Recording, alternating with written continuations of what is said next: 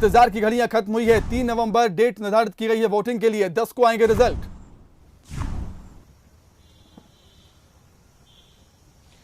बिल्कुल सुमित, देखिए मध्य प्रदेश का जो उपचुनाव है ये बहुचर्चित था, बहुप्रशिक्षित था, क्योंकि आने वाले समय में प्रदेश में सत्ता किसके पास रहने वाली है, इन्हीं उपचुनावों के जरिए ये चीज तय हो सकेगी। मध्य प्रदेश में 15 साल से कांग्रेस सत्ता से बाहर थी, 15 महीनों के लिए पार्टी को सत्ता मिली, लेकिन उसके बाद जिस तरीके से हमने देखा मध्य प्रदेश में एक बड़ा राजनीतिक घटनाक्रम हुआ, सरकार बदल गई और जिन विधायक और मंत्रियों ने इस्तीफे दिए तत्कालीन, अब उनकी सीटें जो खाली हुई हैं उन पर उपचुनाव है। इसके अलावा 3 जो विधायक थे जिनके दिवंगत होने के चलते जो सीट खाली हुई थी, ऐसे कुल मिलाकर मध्य प्रदेश में 28 सीटें हैं जिन पर उपचुनाव होंगे। 3 नवंबर को इसके लिए वोटिंग की जाएगी और 10 नवंबर को जो चुनाव परिणाम आएंगे, बिहार के जो चुनाव परिणाम होंगे उसके साथ ही मध्य प्रदेश की मतगणना भी होगी। मध्य प्रदेश में जो चुनावों के परिणाम होंगे बाय इलेक्शंस के, उनको डिक्लेयर किया जाएगा। इस तरीके से पूरे देश में 54 विधानसभा की जो सीटें हैं उपचुनाव जहां पर होने हैं, जो खाली थी वहां पर होंगे और इसमें मध्य प्रदेश की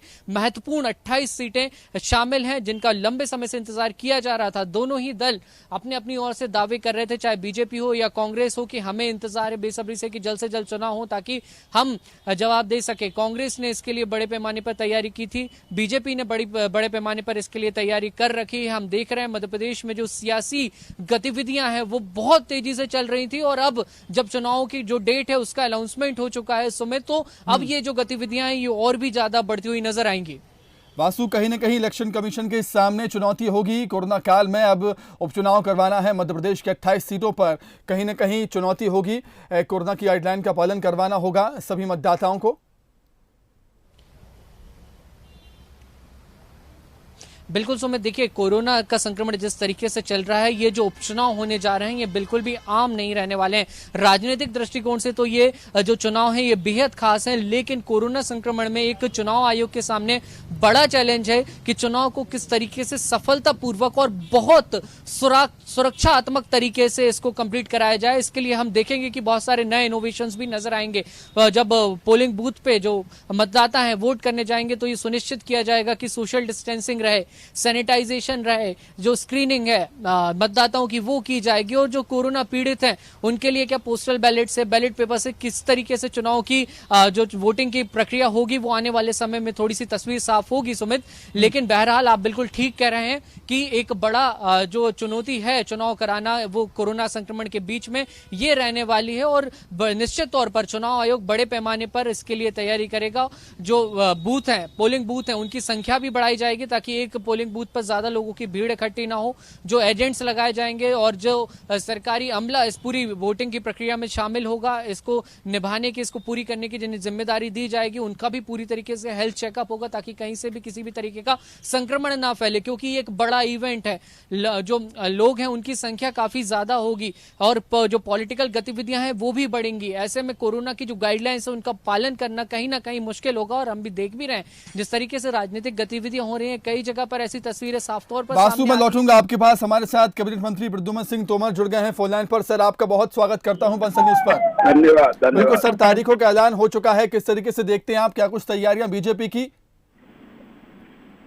हम जनसेवा करते हैं जी, जनसेवा हमारा लक्ष्य है, राष्ट्र उत्थान हमारा मुख्य लक्ष्य है, तो हम पहले से ही काम कर रहे हैं। चुनाव के लिए अलग से तैयारी की कोई जरूरत है नहीं। हम जनसेवक हैं, सेवा कर रहे हैं और सेवा का प्रसाद जनता जनार्दन हमको देगी। बिल्कुल प्रद्युम्न सिंह तोमर जी, जिस तरीके से 3 नवंबर तारीखों का ऐलान घोषित किया है, 10 नवंबर को रिजल्ट आएंगे, तो कहीं ना कहीं एक अच्छा समय राजनीतिक पार्टियों के लिए मिल गया है चुनाव प्रचार के लिए, तैयारियों के लिए। बिल्कुल मिल गया है, अच्छा समय है और जो भी चुनाव आयोग ने फैसला किया है तो चुनाव आयोग स्वतंत्र है जी, जो भी निर्णय लिया है उसका स्वागत करते हैं। बिल्कुल तोमर जी, कहीं ना कहीं बीजेपी हमेशा ही कहती आई है कि 28 सीटों पर ही जीत का दावा करती आई है। क्या अभी भी बीजेपी जीत का दावा करेगी 28 सीटों पर? बिल्कुल 28 सीटों पर जीतेंगे। प्रद्युम्न सिंह तोमर जी, कहीं ना कहीं राजनीतिक पार्टियों के लिए भी एक चुनौती होगी कि वोटर्स को खींच के लाएं, वो पोलिंग बूथ तक कहें कि आप घर से बाहर निकलिए, वोट कीजिए। बिल्कुल निश्चित रूप से वो तैयारी है और ये काम होंगे। ठीक है, प्रद्युम्न सिंह तोमर जी, आपका बहुत बहुत शुक्रिया हमारे साथ बातचीत करने के लिए। कैबिनेट मंत्री मध्य प्रदेश के प्रद्युम्न सिंह तोमर, जिनका कहना है कि बीजेपी की पूरी तैयारियां हैं और 28 सीटों पर जीत का दावा भी वो कर रहे हैं और ये भी मानने से नहीं हिचके वो कि कहीं ना कहीं राजनीतिक दलों के सामने चुनौतियां भी हैं वोटर्स को पोलिंग बूथ तक ले जाने के लिए, और बीजेपी इस लड़ाई के लिए पूरी तरीके से तैयार है और जीत का दावा भी उन्होंने किया है। तो 3 नवंबर मतदान की तारीख यहां पर डिसाइड कर दी गई है, निर्धारित है, और 10 नवंबर को रिजल्ट आएंगे, यानी कि 10 नवंबर को नतीजे आएंगे। 10 नवंबर को साफ हो जाएगा कि मध्य प्रदेश में सरकार बीजेपी की रहेगी या कांग्रेस की।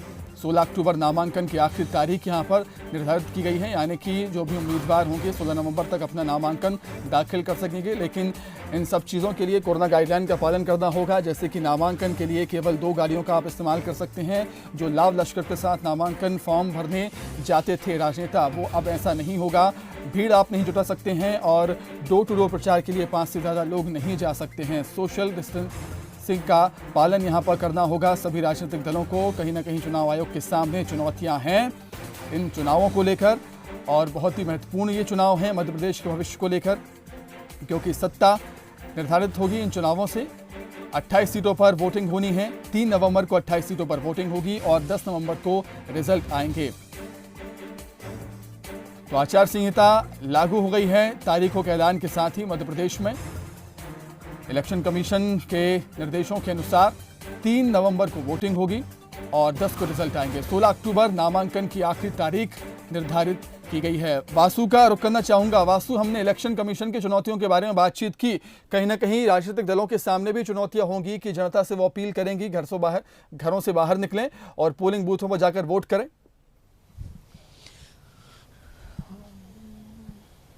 बिल्कुल सुमित, देखिए मैं जैसा कि बता रहा था, ये चुनाव आम चुनाव नहीं है, बेहद खास चुनाव है राजनीतिक दृष्टिकोण से भी। और जिस तरीके से कोरोना संक्रमण काल के बीच एक बहुत बड़ा इवेंट हो रहा है, या यूं कहा जाए कि अभी तक का सबसे बड़ा इवेंट हो रहा है, ऐसे में चुनाव आयोग ने तो अपने स्तर पर तैयारी की ही है।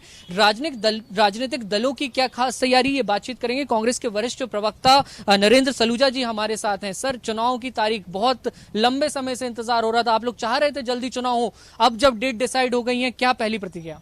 हमारी तो मांग थी चुनाव आयोग से कि जल्दी चुनाव की तारीख घोषित हो। हमारी पूरी तैयारी, और हम तो बेचैनी से प्रतीक्षा से इसका इंतजार कर रहे थे कि जल्दी तारीख घोषित हो, क्योंकि जिस तरह से मध्य प्रदेश के अंदर जनादेश का अपमान हुआ है, एक चुनी हुई सरकार को गिराया गया है, लोकतंत्र संविधान की हत्या हुई है, हम चाहते थे जल्दी चुनाव हो ताकि परिणाम के रूप में जनता इन ताकतों को मुंह तोड़ जवाब दे सके जिन्होंने मध्य प्रदेश में लोकतंत्र की हत्या की है, संवैधानिक मूल्यों के साथ खिलवाड़ किया है, जनादेश का अपमान किया। इन गद्दारों को प्रदेश की जनता सबक सिखाना चाहती है। राजनीतिक दृष्टिकोण से भी चुनाव खास है और कोरोना संक्रमण के बीच एक बहुत बड़ा इवेंट होगा, तो राजनीतिक दलों के लिए भी एक बड़ी चुनौती है सर ये। निश्चित तौर पे कोरोना महामारी का दौर चल रहा है, प्रदेश में संक्रमण बढ़ता जा रहा है, प्रदेश के अंदर प्रतिदिन केस बढ़ते जा रहे हैं, तो ये चुनाव तो बड़ी सावधानी से लड़ना होगा। कोरोना के नियमों का, गाइडलाइन का, प्रोटोकॉल का पालन करके लड़ना होगा, और चुनाव आयोग ने इसको लेकर दिशा निर्देश भी जारी किए हैं, हम उसका पालन भी करेंगे। लेकिन निश्चित तौर पे चुनाव हमारे लिए बेहद प्रतीक्षा वाले चुनाव थे, जिसका हम इंतजार कर रहे थे कि जल्दी घोषित हो, क्योंकि एक जो मध्य प्रदेश का विकास की जो अवरुद्ध हो गया है, जो विकास की गाड़ी रुक गई है, जिस प्रकार से घोषणाओं का अंबार चल रहा है, मेरे को लगता है कि शायद अब ये उपचुनाव की घोषणा के बाद, आचार संहिता के बाद, एक जो घोषणा की मशीन शिवराज जी की चल रही थी, उस पर रोक लगेगी। सर, आप लोगों ने तैयारियां चुनाव के लिए तो की हैं, दावा भी है कि जीतेंगे, लेकिन सर एक जिम्मेदार दल होने के नाते, एक जिम्मेदार पार्टी होने के नाते जनता का इस चुनाव में किस तरीके से ध्यान रखा जाएगा, क्योंकि गैदरिंग भी होगी, सारी चीजें होंगी। निश्चित तौर पर हमने कहा कि हम चुनाव आयोग ने जो कोरोना के प्रोटोकॉल को लेकर नियम और दिशा निर्देश दिए, हम उसका पालन करेंगे कि नामांकन में कितने लोग हों, प्रचार में कितनी गाड़ियां हों, काफिला कितनी गाड़ियों का हो, सभा कितने लोगों की, उसको लेकर दिशा निर्देश जारी करें देश भर में। उस निर्देशों का हम पालन करेंगे ताकि कोरोना का संक्रमण नहीं हो, जनता की स्वास्थ्य और सुरक्षा की भी चिंता रखते हुए हम ये कदम उठाएंगे। और निश्चित तौर पर जिस प्रकार से हम वर्चुअल माध्यम से ज्यादा से ज्यादा अपना प्रचार करेंगे, जनता के बीच में वर्चुअल माध्यम से अपनी बात रखेंगे, अपनी 15 साल का ये चुनाव है, तो 15 माह के अपने कार्यकाल की उपलब्धियों को हम जनता के बीच में वर्चुअल तरीके से लेके जाएंगे। तो सुमित, जैसा कि हम बात कर रहे थे, नरेंद्र सलूजा थे हमारे साथ, कांग्रेस के वरिष्ठ नेता। साफ तौर पर उन्होंने ये कहा है कि वर्चुअली ज्यादा से ज्यादा लोगों तक पहुंचने का प्रयास करेंगी पार्टियां, खासकर कि जिस तरीके से जो चुनाव आयोग ने गाइडलाइंस जारी की हैं, ताकि जो कोरोना का संक्रमण है उसको फैलने से रोका जा सके। और इन तमाम गतिविधियों के बीच ये एक बहुत बड़ा इवेंट होता है, चुनाव एक त्योहार की तरह होता है। हमारा देश दुनिया का सबसे बड़ा लोकतांत्रिक देश कहलाता है और एक बड़ा ये इवेंट, बड़ा एक त्योहार इसको कहा जा सकता है और राजनीतिक दृष्टिकोण के साथ एक चुनौती भरा ये पूरा जो चुनाव है, ऐसे में जनता की सुरक्षा का भी ध्यान पॉलिटिकल पार्टीज को भी रखना बेहद जरूरी हो जाता है। बिल्कुल वासु, जिस तरीके से कांग्रेस कह रही थी कि उसको जल्द से जल्द चुनाव कराने की मांग वो कर रही थी चुनाव आयोग से, और सीएम शिवराज सिंह चौहान भी कल कह रहे थे, एक दिन कह रहे थे कि तारीखों का ऐलान होना है, इंतजार हम भी कर रहे हैं। तो दावे हैं दोनों ही तरफ से कि जीत के दावे हैं, लेकिन किसके दावों में कितना दम है 10 नवंबर को पता चल जाएगा।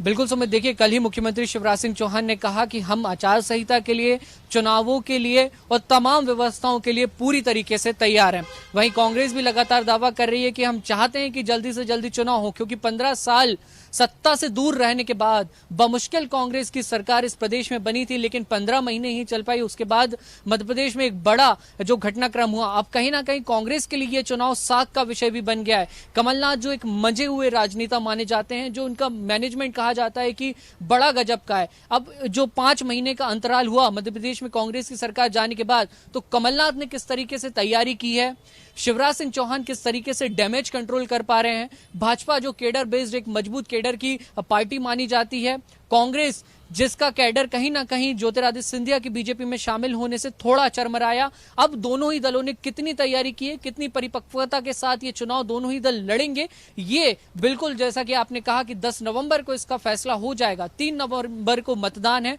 आचार संहिता लागू हो चुकी है और अब दोनों ही दल मैदान पर अपनी पूरी ताकत झोंकेंगे। आज ही कमलनाथ एक बड़ी सभा कर रहे हैं रायसेन में, शिवराज सिंह चौहान के लगातार जो दौरे हैं वो जारी हैं। आज मुख्यमंत्री शिवराज सिंह चौहान दिल्ली भी पहुंचने वाले हैं, कमलनाथ हाईकमान से 2 बार दिल्ली में पहुंचकर मुलाकात कर चुके हैं। तो ये तमाम जो चीजें हैं ये इशारा कर रही हैं कि अब मध्य प्रदेश में जो सियासी पारा है वो पूरी तरीके से बढ़ चुका है और अब जिस तरीके से चुनाव की डेट की घोषणा हो गई है, लंबे समय से इंतजार था, एक बड़ा सस्पेंस बना हुआ था, वो सस्पेंस से पर्दा उठ चुका है। 3 नवंबर को वोटिंग होने वाली है, 10 नवंबर को चुनावों के परिणाम आ जाएंगे और ये चुनाव मध्य प्रदेश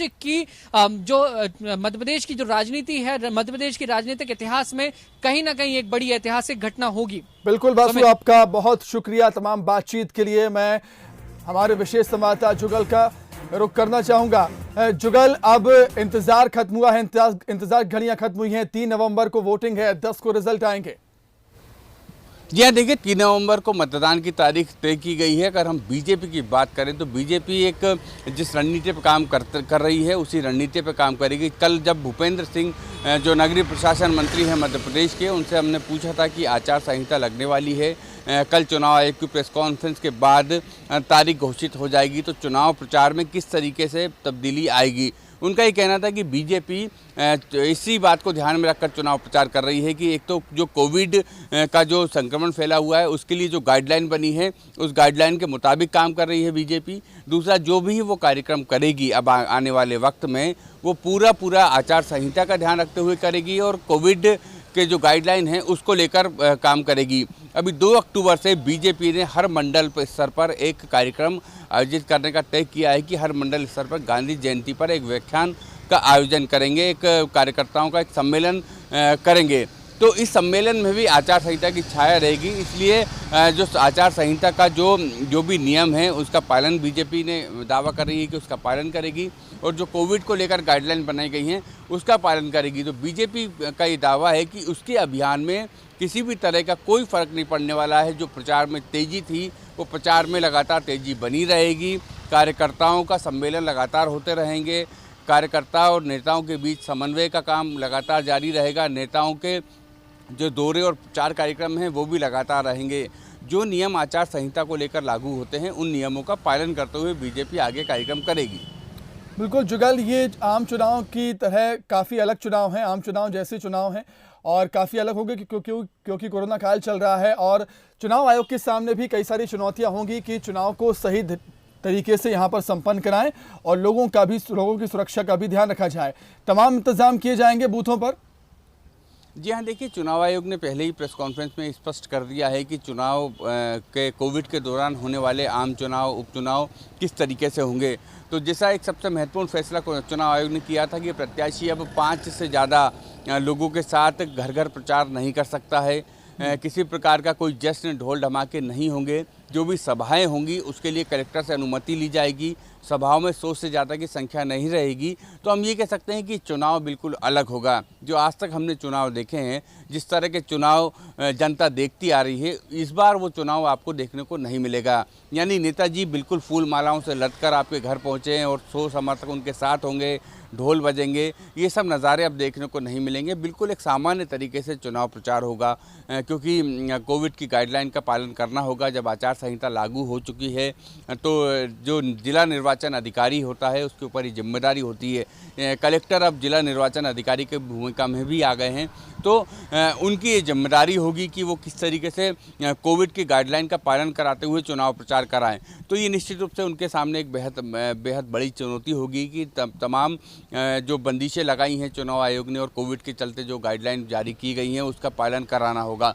तो मुझे लगता है कि चुनाव हमको शोरगुल का चुनाव नहीं देखने को मिलेगा, फूल मालाओं ढोल का चुनाव नहीं होगा। कि चुनाव होगा व्यक्ति और संगठन का, और जाके वो संगठन और व्यक्ति जो प्रत्याशी उम्मीदवार है वो अपनी बात रखेगा और जनता से अपनी बात रखने के बाद जनता से वोट मांगेगा।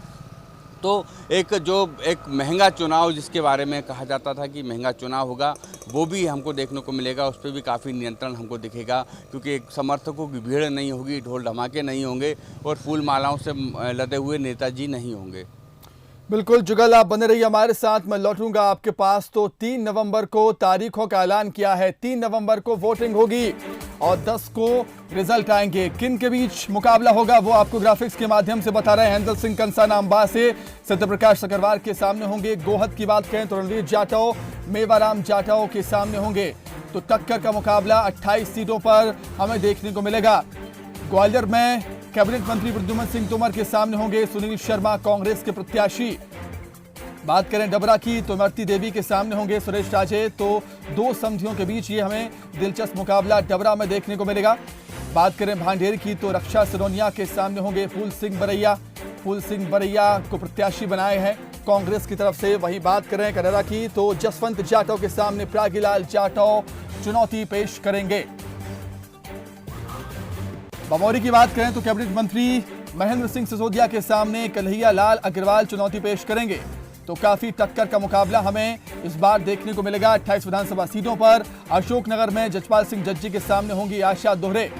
महिला प्रत्याशी हैं कांग्रेस के। अनूपपुर की बात करें तो बिसाहूलाल सिंह और विश्वनाथ सिंह आमने सामने होंगे।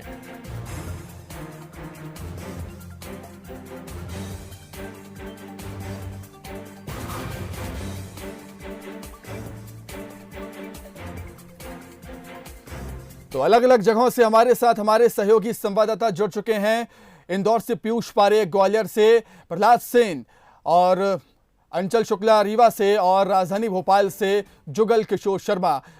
सबका मैं रुख करना चाहूंगा, लेकिन सबसे पहले मैं रुख करना चाहूंगा ग्वालियर का। चंबल अंचल की बात करें हम प्रहलाद, तो 16 सीटें चंबल अंचल की काफी महत्वपूर्ण मानी जा रही हैं। सिंधिया का जहां दबदबा रहता है, अब देखना दिलचस्प होगा कि विधानसभा चुनाव में सिंधिया का जलवा बरकरार रहेगा या नहीं।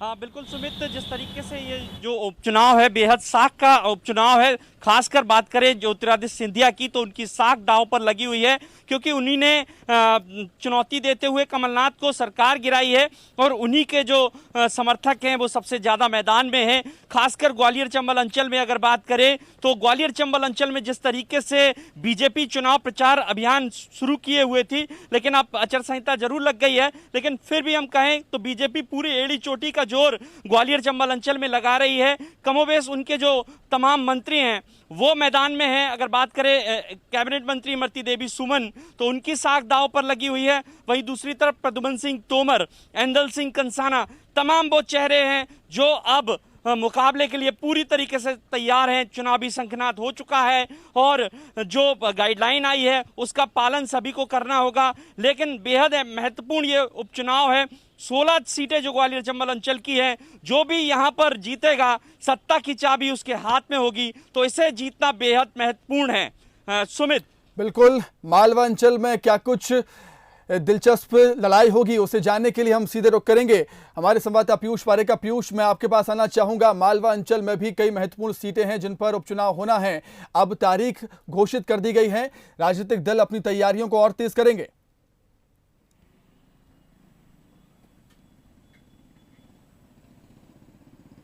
पीयूष, मेरी आवाज आप तक पहुंच रही है? ग्वालियर का रीवा का रुख करना चाहूंगा मैं। अंचल शुक्ला हमारे साथ जुड़े हुए। अंचल, अब इंतजार की घड़ियां समाप्त हो चुकी हैं। अंचल, 3 नवंबर को यहां पर वोटिंग होगी, 10 को रिजल्ट आएंगे।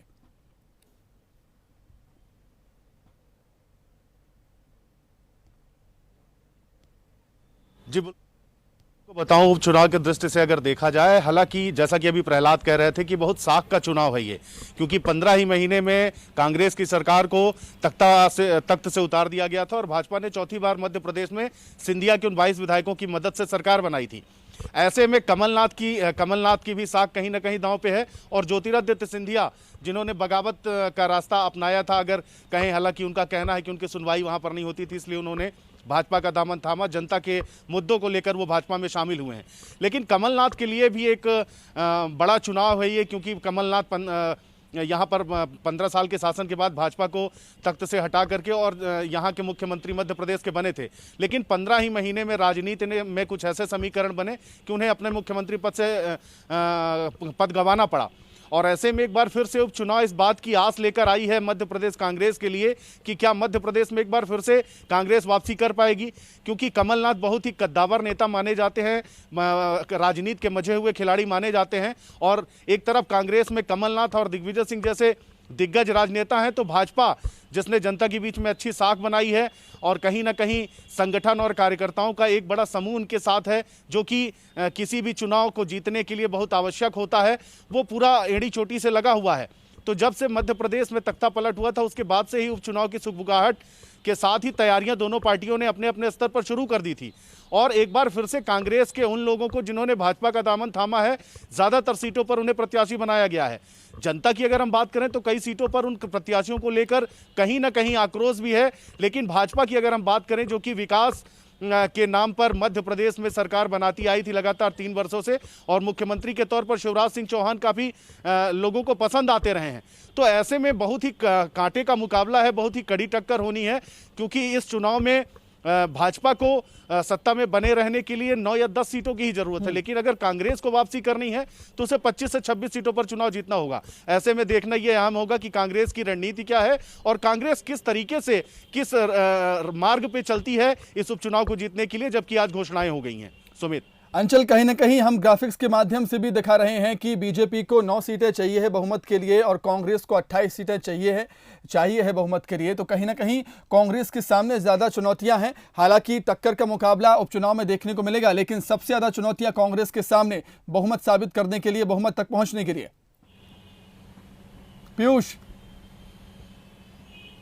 पीयूष का रुख करना चाहूंगा। पीयूष, मालवा अंचल की भी कई महत्वपूर्ण सीटें हैं जिन पर उपचुनाव होना है और हम देख रहे हैं राजनीतिक दलों ने तैयारियां अपनी शुरू ही कर दी हैं, लेकिन अब तारीखों के ऐलान के बाद फिर से तैयारियां और तेज हो जाएंगी। तो किन के बीच मुकाबला होना है वो आपको ग्राफिक्स के माध्यम से बता दे रहे हैं। दिमरी से गिरिराज दंडोतिया के सामने रविंद्र सिंह तोमर होंगे, वहीं अंबाला से ऐंदल सिंह कंसाना के सामने सत्यप्रकाश सखवार होंगे। जुगल का रुख करना चाहूंगा। राजधानी भोपाल से जुगल हमारे साथ बने हुए हैं। जुगल, तैयारियों की बात करें तो कहीं ना कहीं बीजेपी कांग्रेस से आगे निकलती हुई नजर आ रही है उपचुनाव की तैयारियों को लेकर। देखिए, तैयारियां निश्चित रूप से दोनों ही दलों की तरफ से तेज हो गई हैं। तैयारियां क्या, हम ये कहें कि ये प्रचार अंतिम दौर में पहुंचने वाला है, क्योंकि लगातार आप देखेंगे कि मुख्यमंत्री शिवराज सिंह चौहान और राज्यसभा सांसद ज्योतिरादित्य सिंधिया, ये दोनों लगातार प्रचार प्रसार में जुटे हुए हैं। लगातार हर विधानसभा को उनने कवर करने की कोशिश की है। अब तक आप देखेंगे कि लगभग सभी विधानसभा क्षेत्रों में मुख्यमंत्री शिवराज सिंह चौहान ने बड़ी सौगातें दी हैं और लगातार उनका चुनाव चुनाव प्रचार और उनकी रैली और सभा हो चुकी है। तो निश्चित रूप से ये प्रचार बड़ी तेज़ी से चल रहा है। अब शुरुआत नहीं, अब तो मुझे लगता है कि मध्यम स्थिति में पहुंच चुका है प्रचार। लगभग सभी सीटों पर प्रत्याशी तय हो चुके हैं, सबके चेहरे सामने आ चुके हैं कि किस को हमें जनता के सामने चेहरे हैं कि उन्हें किन को वोट देना है। इसके अलावा प्रचार प्रसार में भी निश्चित रूप से बीजेपी ने बहुत तेज़ी से काम किया है और लगभग हर विधानसभा क्षेत्र को कवर करने की कोशिश की गई है। और आप ये देखिए, बीजेपी की खास रणनीति बनाई है चुनाव प्रचार के लिए। बीजेपी के जो दिग्गज चेहरे हैं, जिसमें शिवराज सिंह चौहान मध्य प्रदेश के मुख्यमंत्री हैं, ज्योतिरादित्य सिंधिया राज्यसभा सांसद हैं, नरेंद्र सिंह तोमर हैं केंद्रीय मंत्री, इसके अलावा विष्णुदत्त शर्मा है जो बीजेपी के प्रदेश अध्यक्ष हैं। इन सभी ने अलग अलग जिम्मेदारियों के तहत काम करना शुरू भी कर दिया है। अगर हम बात करें ज्योतिरादित्य सिंधिया और शिवराज सिंह चौहान की, तो वो लगातार प्रचार प्रसार अभियान कर रहे हैं, सभाएं कर रहे हैं, रैलियां कर रहे हैं और लोगों को जनता को अपने पक्ष में वोट देने की अपील कर रहे हैं। तो संगठन के जो नेता हैं विष्णुदत्त शर्मा, वो लगातार कार्यकर्ताओं से संपर्क कर रहे हैं, बूथ स्तर तक कार्यकर्ताओं से सीधे जुड़ रहे हैं। और अभी जैसा मैंने आपको बताया कि 2 अक्टूबर से हर मंडल पर एक विधानसभा क्षेत्र, जो 28 विधानसभा क्षेत्र हैं, उन क्षेत्रों के करीब 172 मंडलों पर बीजेपी गांधी जयंती का कार्यक्रम आयोजित करने वाली है।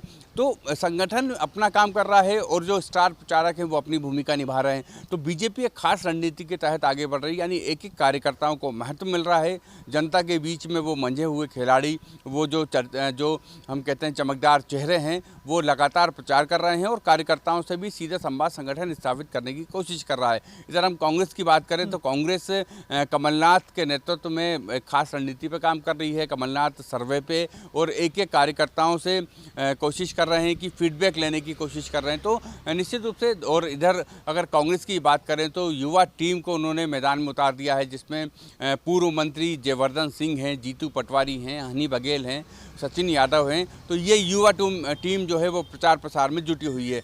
तो दोनों तरफ से ताकत बराबर से झुकी गई है और दोनों ही दल कोशिश कर रहे हैं कि जनता उनके पाले में आए, जनता उनके पक्ष में वोट करे। लेकिन ये वोट किसके पक्ष में जाएगा ये 3 दिसंबर को तय होगा और 10 दिसंबर को हमें और आपको मालूम चल जाएगा। लेकिन निश्चित रूप से प्रचार अभियान बड़ी तेज़ी से चल रहा है पूरे मध्य प्रदेश में, जहाँ जहाँ विधानसभा सीटों पर चुनाव होना है। और मुझे लगता है कि किसकी रणनीति कारगर होगी ये हमको 10 नवंबर को पता चल जाएगा। बिल्कुल जुगल, मैं आपके पास लौटूंगा वापस। पीयूष का रुख करना चाहूँगा मालवा अंचल में। पीयूष, हम देख रहे हैं काफ़ी महत्वपूर्ण सीटें हैं जो उपचुनाव में रहेंगी और कहीं ना कहीं अब तारीख निर्धारित होने के बाद सभी राजनीतिक दल अपनी तैयारियां और तेज कर देंगे उपचुनाव को लेकर।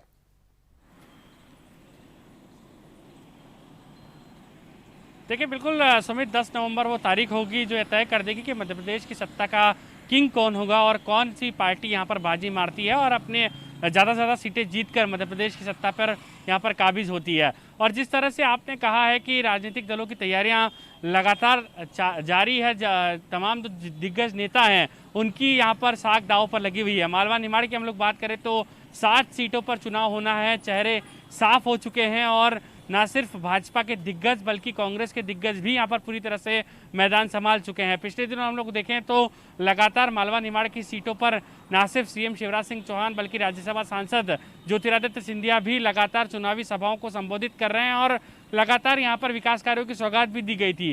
दूसरी तरफ कांग्रेस ने भी यहाँ पर अपनी प्लानिंग पूरी तरह से तैयार कर ली है। मालवा निमाड़ को वैसे तो मध्य प्रदेश की सत्ता की चाबी कहा जाता है, लेकिन ये 7 सीटें काफ़ी मायने इस उपचुनाव में भी सुमित रखेगी, क्योंकि ज़्यादा से ज़्यादा सीटें अगर यहाँ पर जीतने में जो भी पार्टी कामयाब होगी वो अपना दबदबा भी मध्य प्रदेश में यहाँ पर जो है वो कायम करने में कामयाब होगी। तो अब इन 7 सीटों का गणित भी होगा, समीकरण होंगे। अब राजनीतिक पार्टियां और अपनी तैयारियां तेज कर देगी, लेकिन इन सबके बीच में एक बड़ी चुनौती यही है सुमित की कोरोना संक्रमण काल का ये दौर है। ऐसे में कहीं ना कहीं इस बात का भी ख्याल राजनीतिक दलों को रखना होगा। चुनौतियां बहुत सारी है और अब चुनावी संग्राम का यहाँ पर और पूरी तरह से हम लोग देखेंगे तो जिस तरह से तारीख का ऐलान हो चुका है उसके बाद में ये संग्राम और तेज होगा और अब दिग्गजों की सक्रियता भी यहाँ पर लगातार बढ़ती हुई नजर आएगी। सुमित, बिल्कुल पीयूष, मैं लौटूंगा आपके पास। जुगल का रुख करना चाहूंगा। जुगल, जिस तरीके से आपने नाम गिनाए बीजेपी के दिग्गजों के, वी डी शर्मा हो, सीएम शिवराज हो, सिंधिया हो और प्रद्युम्न सिंह तोमर, ये सब प्रचार अभियान में लगे हुए हैं। वहीं कांग्रेस की तरफ से युवा चेहरों की आपने बात की है, तो कहीं ना कहीं ये उपचुनाव अनुभव वर्सेस युवा चेहरों की तरफ हो गया है।